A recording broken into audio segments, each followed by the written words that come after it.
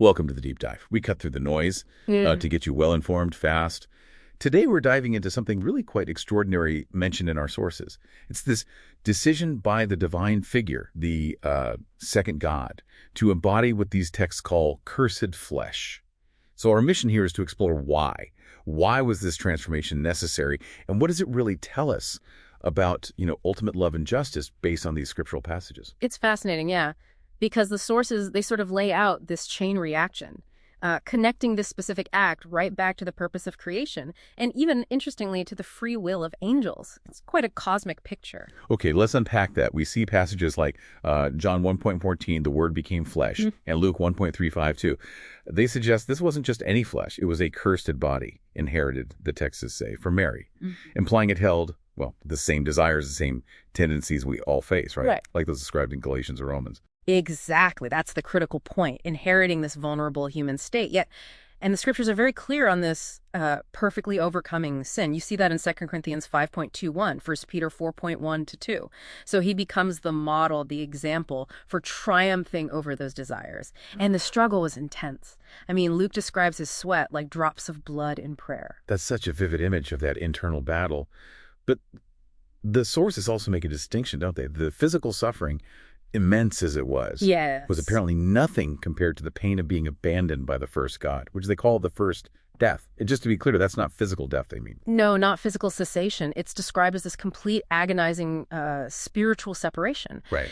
And that specific suffering, that abandonment, that's really key to understanding the why of it all. If we connect the dots, the texts, like Hebrews, explain this incarnation wasn't for angels. Not for angels. No, specifically for Abraham's descendants. That's Hebrews 2.14-17.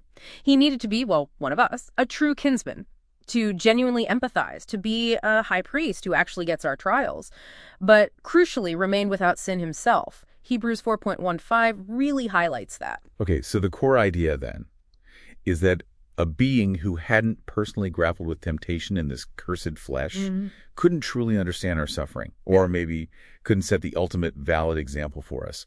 So his struggle without sinning was vital for proving the truth of the commandments to us. Precisely. And what's really compelling is this idea that seeing the atonement visibly, the second God's abandonment on the cross, that visual was essential for us to truly grasp the depth of a first God's love. Okay. And that understanding, that grasp, is what enables us to love back, to follow the commands. And this is fascinating. It also allowed for the completion of angels' free will. Completion of their free will, how so? Well, the texts suggest it solidified their commitment, prevented more rebellion among them. It secured the whole purpose of creation, basically, preventing further transgression. Wow, okay.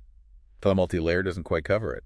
So what about his death then? How did the text differentiate his death from ours? Oh, that's a fundamental difference highlighted in the passages. His death was unique. It was about bearing all sin and experiencing that ultimate abandonment, that separation. Right, the first death. Exactly. Yeah. But for believers, our death is, transformed by his sacrifice. It becomes an embrace by the first God, not separation. It flips the whole meaning. From separation to union. And by conquering death, by resurrecting in that same body. What does that signify for us? Does it validate the commandments? That's exactly what the texts argue. By conquering death in that human form, he proved the commandments could be kept. It wasn't an impossible standard. And that victory, it changes everything about death. It removes the fear, the sting. It offers us, tangible hope. Hope for our own resurrection if we follow his example. What an incredibly profound why behind such a monumental decision. It really shows this intricate act with consequences across all of creation, demonstrating, immense love and unwavering justice. Which really brings us to a question for you, the listener.